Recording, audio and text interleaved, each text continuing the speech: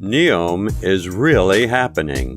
The line in Saudi Arabia is still happening, and now with the "they see me rollin', they hatin'" kind of attitude, Neom City has entered its development phase. The Saudi Arabian government has partnered with the engineering company Atkins to build the line. The Atkins, headquartered in London, is a subsidiary of Canada's SNC Lavalin and lies among the world's top project management consultancies. From construction management to construction on-site and commissioning, the teams have a well-thought-out plan for every step along the way. At a scale that is unprecedented, the linear city in the Tabuk province of Saudi Arabia is being manifested in phases. The line, across the desert of Aqaba Coast, is not just any modern city. It defines a new way of living. We have already discussed in our previous videos how factors such as its walkability feature, unparalleled and unlimited access to nature, and an all-year-round perfect climate have caused a stir everywhere. Despite many people being skeptical about the overall idea, the higher-ups are optimistic about this mega project. They believe that it would decrease the country's dependence on oil,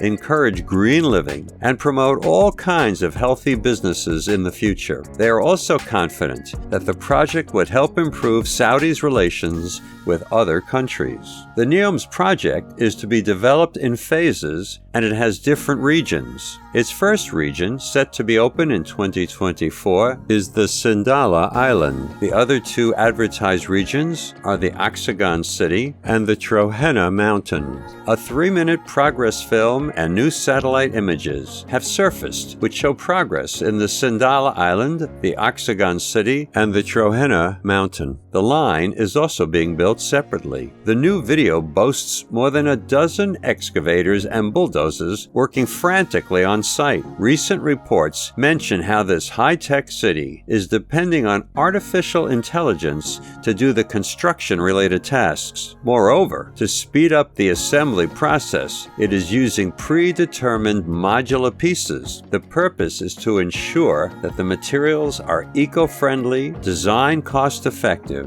and the construction off-site. This would also reduce labor costs without compromising the overall quality. Fuses of excitement can be seen everywhere, and even though drone footages and Google Maps images show that the things have been happening very fast on site thus far, we are not confident if it is actually feasible to build the entire thing. The Sindalah Island covers an area of approximately 840,000 square meters and lies among the central themes of Neom City. As a tourist hub, it would have a yacht club, luxury hotels, retail outlets, spas, a big marina, and a wellness center. Peter Fitzhardinge, Neom's tourism's head of marketing, informed The National how the luxury island would be the Red Sea's jewel. Its turquoise waters, beautiful coral reefs, and magical ecosystems would attract visitors from all over the world. He explained how the island has been perfectly positioned to draw people's attention. Its sole purpose is to diversify Saudi Arabia's economy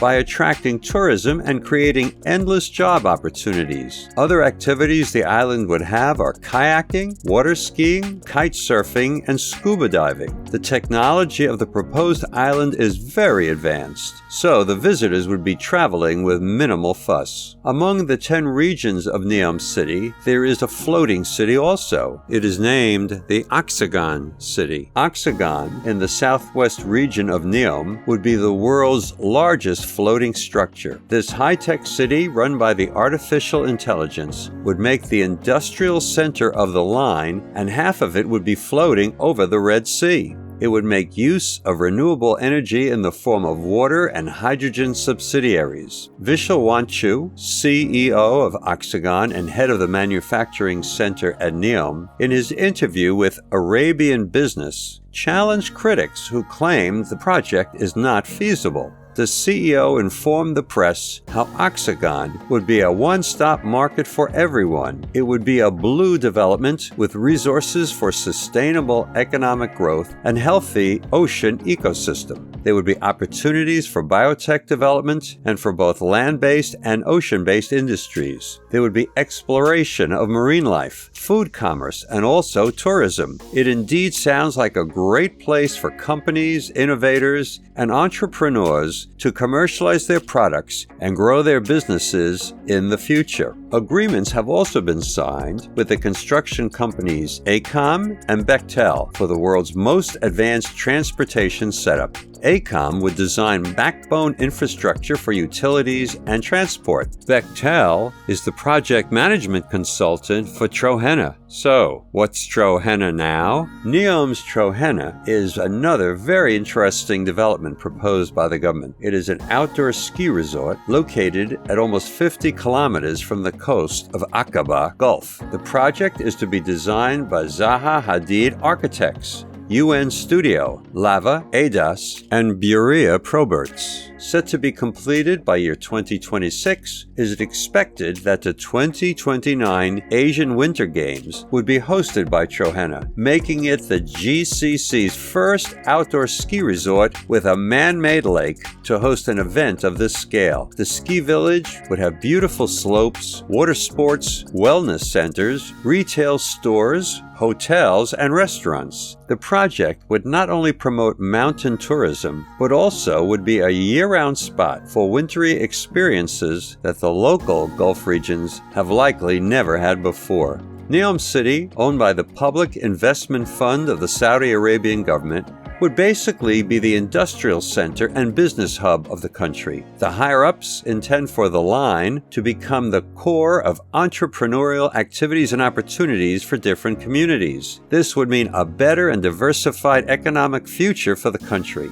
So, Saudi Arabia has a vision. It wants to improve its economy, reinvigorate social development, and depend less on oil. The blueprint for this bold yet achievable goal is available in the form of Vision 2030. Neom City happens to be part of this framework. Some other projects and initiatives that are part of this plan include the Red Sea Project, Suda Development, the Saudi-made program, and the Middle East Green Initiative. However, Saudis have a history of failed projects and abandoned sites. This time, too, experts are worried that the government is making the same old mistake. It is relying heavily on new projects while completely ignoring its people's opinions and some advantages the region already has. This retrograde way of thinking causes the government to do top-down planning. It moves from top to bottom to target any issue. While the approach may be beneficial in certain cases, for Saudi Arabia, it only shows ignorance on the government's part. Experts are of the opinion that the tech-driven, highly privatized,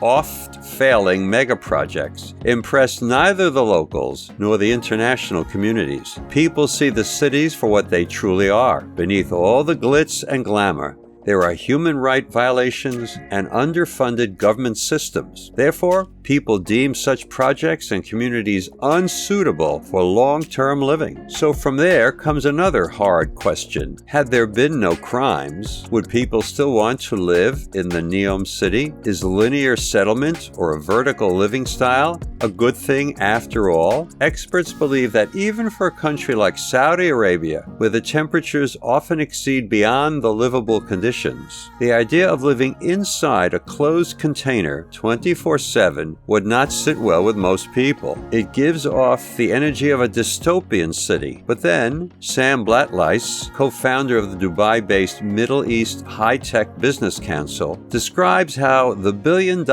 initiative is going to offer lucrative contracts and biggest market to its people, thereby making it hard for most people to resist the proposition. Also, the stakes would be higher for the first comers. So, is it a good idea after all? It may be that the government knows what it is doing this time. What do you think about all that? Please share your thoughts in the comments section below and subscribe to our channel for more interesting updates and stories.